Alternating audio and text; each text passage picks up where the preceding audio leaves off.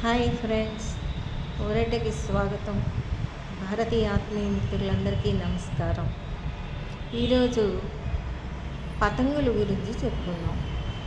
పిల్ల పాప పెద్ద అందరూ కూడా సంక్రాంతి పండగ వచ్చింది అనేసరికి వాతావరణం పతంగులు పైకి ఎగరటానికి అనుకూలంగా ఉండటం వలన సంక్రాంతి నాడు ప్రతి ఒక్క పిల్ల పాప పెద్ద ఈ పతంగులు ఎగరేసి చాలా ఆనందంగా సంతోషాన్ని పొందుతూ, చూసిన వారికి ఆనందం, ఎగరేసిన వారికి ఆనందం, అది పైకి చుక్కల్లో కలుస్తుంటే ఇంకెంతో ఆనందం.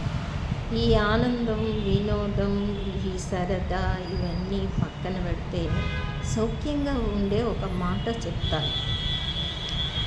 గాలిపటాలు ఎగరేసేటప్పుడు ఒక దారాన్ని ఖచ్చితంగా కట్టవలసి ఉంటుంది.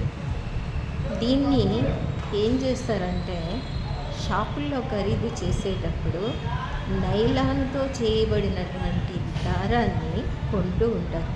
దాన్నే చైనా మాంజా అని చెప్పేసి అంటూ ఉంటారు.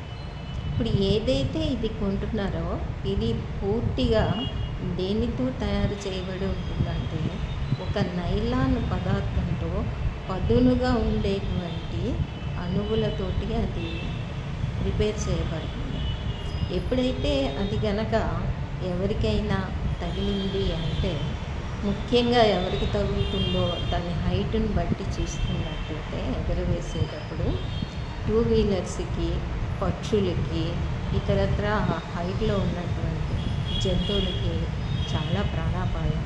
దానివల్ల మొత్తం గొంతంతా తెగిపోతుంది. ఎలాగా అంటే ఏదైనా ఒక ఆబ్జెక్ట్ని మనం కనుక ఆ తాడుతోటి దాన్ని చుట్లబెట్టి ఇలాగా గట్టిగా మన యాక్షన్ తోటి చేతితోటి గట్టిగా అన్నట్టయితే అక్కడికక్కడ కింది భాగం కింద నుండి పై భాగం అలాగా పడిపోతుంది.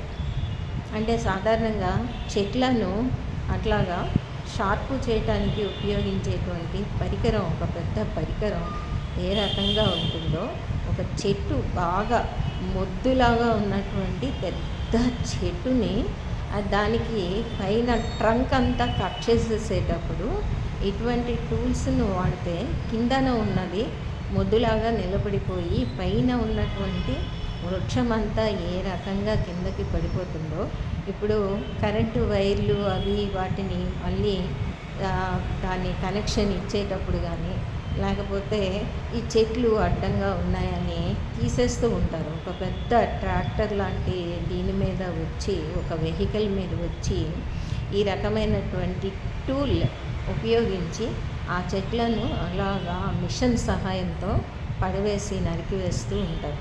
అదేవిధంగా ఈ చైనా మాంజా అనేటువంటిది తగిలినట్టయితే గొంతు కూడా అదేవిధంగా మొండము, తల వేరైపోయేటువంటి ప్రమాదం చాలా ఉంటుంది.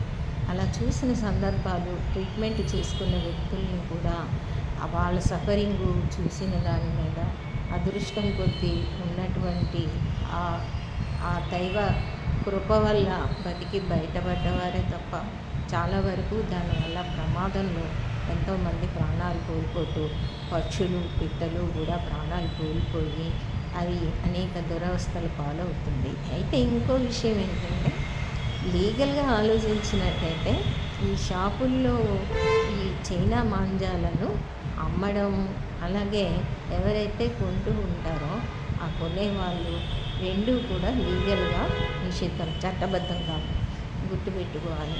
కాబట్టి మీ అందరికీ ఏంటంటే ఒక చిన్న సలహా, మామూలు నూలు దారంతో తయారు చేసిన నూలు బండిల్ ఉంటుంది. ఆ బండిల్ చుట్టబడినటువంటి ఏదైతే బండిల్ ఉంటుందో దాన్ని మాత్రమే పతంగులు ఎగరవేయడానికి ఉపయోగించండి.